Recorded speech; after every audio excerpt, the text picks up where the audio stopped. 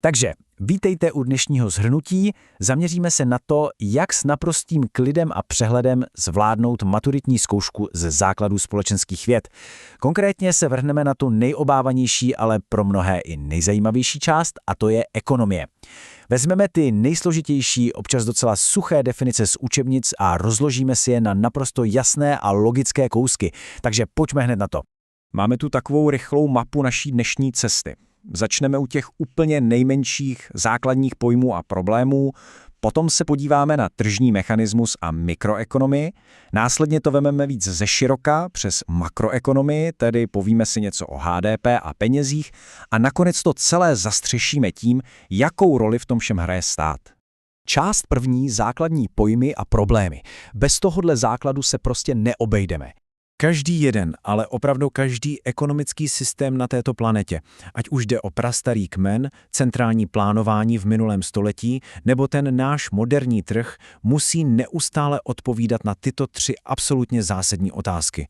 Co a v jakém množství se bude vyrábět, jaké zdroje a jaké technologie se k tomu využijí a nakonec, pro koho se to vlastně vyrobí, tedy jakým způsobem se ty vytvořené produkty mezi lidi rozdělí. Tohle je mimochodem klasická maturitní past. Je nutné jasně odlišit dvě slova, která se běžně a dost nešťastně zaměňují. Ekonomie, pastím i na konci, to je čistá věda. Je to ten teoretický manuál o tom, jak lidská společnost využívá vzácné zdroje. Za to ekonomika, to už je ta každodenní pulzující realita v praxi. Je to ten skutečný běžící motor, to samotné nakupování, vyrábění, chození do práce a placení účtů. A tady se dostáváme k naprostému jádru pudla celého našeho oboru. A tím je zákon vzácnosti.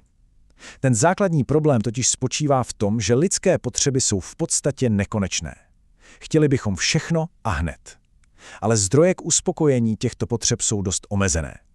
A protože nic neroste na stromech jen tak, každé jedno rozhodnutí něco stojí. Tahle vzácnost je takovou tou ultimátní silou, která nás neustále každý den nutí si vybírat, co zrovna uděláme. Když už mluvíme o té vzácnosti, s tou se v praxi potýkáme hlavně u dělení statků.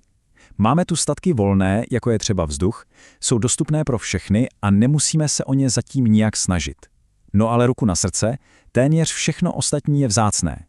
K získání pitné vody, elektřiny nebo nového mobilu je prostě nutné vynaložit nějaké úsilí a zdroje. Tyhle statky vzácné se pak ještě dají snadno rozdělit na hmotné objekty, na které si můžeme sáhnout, a na nehmotné služby. S tím mimochodem krásně souvisí i hranice produkčních možností a to, jak se bavíme o efektivnosti. Představme si to na takovém tom klasickém ekonomickém dilematu. Stát se musí nějak rozhodnout, kolik svých zdrojů, která samozřejmě nejsou nafukovací vloží, do výroby spotřebního zboží, řekneme jogurtů, a kolik dá na obranu, takže třeba do tanků. Ta ekonomika pak funguje opravdu efektivně přesně v tom momentě, kdy neplýtvá a balancuje na hraně, kde už prostě nemůže vyrobit ani jeden další tank, bez toho aniž by musela obětovat pár jogurtů. Další nesmírně důležitá věc je umět si v ekonomii přesně narýsovat dělící čáru. Mikroekonomie je jako takový pohled pod lupou. Zkoumá jednotlivce, domácnosti, konkrétní firmy. Řeší se tu, jak se tvoří cena za konkrétní rohlík a jak funguje nabídka a poptávka na daném trhu. Makroekonomie, ta na to kouká pěkně z letadla, zkoumá celé národní hospodářství jako jeden gigantický stroj a řeší ty opravdu masivní metriky. Bavíme se o věcech, jako je inflace, nezaměstnanost nebo HDP. Část druhá. Posouváme se k tržnímu mechanismu a vůbec k tomu mikroekonomickému pohledu. Můžeme si ten trh představit jako takový neustále probíhající tanec tří hlavních hráčů. Domácnosti, to jsme vlastně my všichni, nabízíme svoji práci a chodíme do obchodů nakupovat zboží. Pak jsou tu firmy. Ty tu naší práci potřebují kupovat, aby mohly produkovat a generovat nějaký zisk. No a nahoře na to všechno dohlíží stát. Ten plní roli arbitra, vybírá daně, hlídá, aby se hrálo podle pravidel a dodává lidem statky, do kterých by se soukromníkům prostě nevyplatilo jít.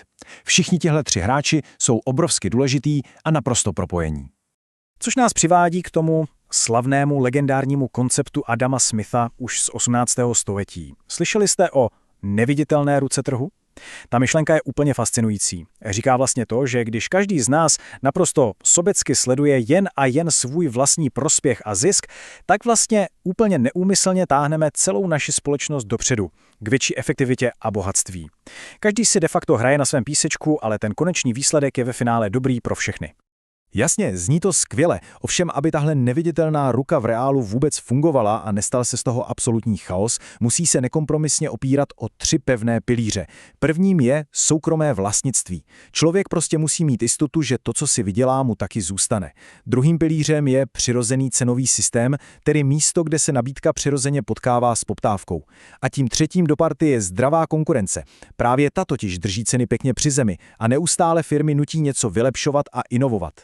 Část třetí, makroekonomie, HDP a peníze. Tady už, jak se říká, jdeme do velkých čísel. Než vůbec začneme měřit nějaké národní bohatství, musíme si probrat peníze. Dost možná jeden z nejgeniálnějších vynálezů lidstva. Proč? Plní totiž 3 naprosto klíčové role. Jako prostředek směny nás elegantně a jednou provždy zbavují té šílené nutnosti řešit na trhu, kolik vlněných ponořek je potřeba směnit za jednoho živého kohouta. Pak fungují jako zúčtovací jednotka, protože se do nich dá prostě a jednoduše nacenit úplně všechno. A za třetí slouží jako takový pomyslný trezor, uchovatel hodnoty, díky kterému můžeme spořit na budoucnost. No a právě tahle úžasná zúčtovací jednotka nám pomáhá změřit ten vůbec nejznámější ukazatel – HDP, hrubý domácí produkt. U maturitního stolu je naprosto kritické pamatovat si přesnou definici.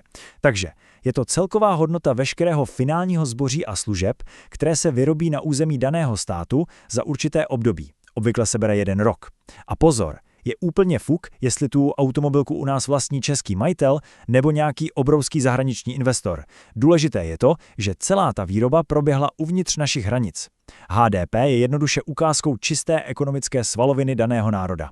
Tak, když už se točíme kolem těch peněz, podívejme se, jak je ten bankovní svět vlastně rozdělený. Je to v podstatě jasné hřiště.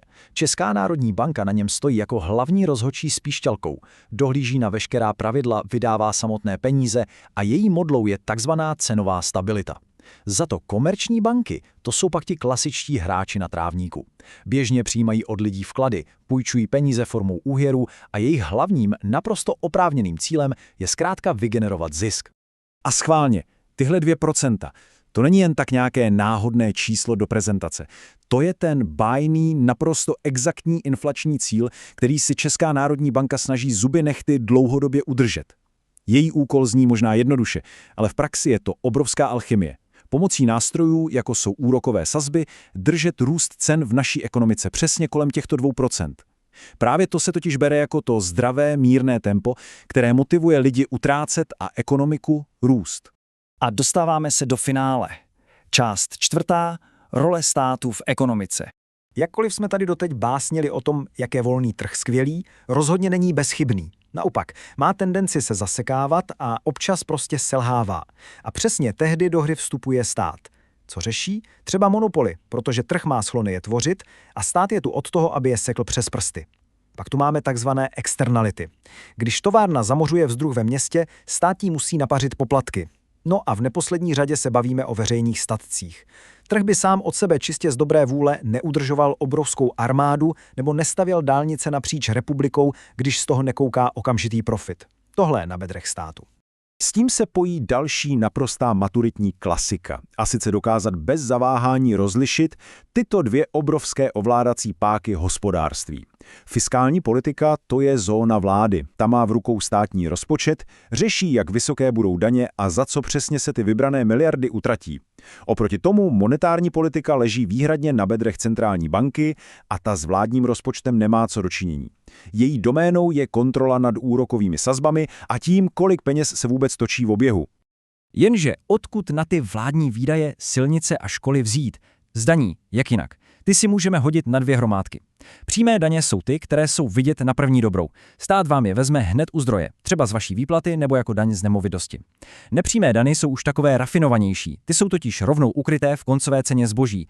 Sem patří slavná DPH nebo spotřební daň. A jestli chcete u zkoušky osnit příkladem, tak vzpomeňte na to, že spotřební daň je tu klasicky od toho, aby prodražila alkohol a cigarety. Nicméně v Česku u ní máme takovou jednu krásnou politickou anomálii, a to je výjimka pro takzvané tiché víno, to zdaněné není. Všechny tyhle daně, které se vyberou, se slijí do jedné gigantické kasy, které říkáme státní rozpočet. Ta matematika je tady naštěstí docela prostá. Když stát vybere na daních víc peněz, než kolik pak za ten rok rozdá a utratí, vzniká nám parádní přebytkový rozpočet. Pokud se příjmy přesně rovnají výdajům, tak je vyrovnaný. Bohužel historická realita je často o dosti jiná. Výdaje jsou obří a příjmy nestačí. Vznikne tak rozpočet schodový a právě tenhle nepříjemný každoroční mínus pak vede k tomu, že nám narůstá obrovský státní dluh. A tím bychom měli probrané to úplně nejzásadnější k úspěšnému zvládnutí zkoušky. Ale ještě než dnešní shrnutí úplně definitivně uzavřeme, nechme ve vzduchu viset jednu drobnou provokativní otázku na zamyšlení. Když vezmeme v úvaru, s čím vším se potýkáme, tržní selhání, vznik nebezpečných monopolů nebo neochota soukromého sektoru stavět veřejné statky, existuje vlastně na tomhle světě něco jako naprosto dokonalý, svobodný trh bez jediného státního zásahu? Nebo se tu bavíme spíš o takovém krásném teoretickém mýtu z učebnic?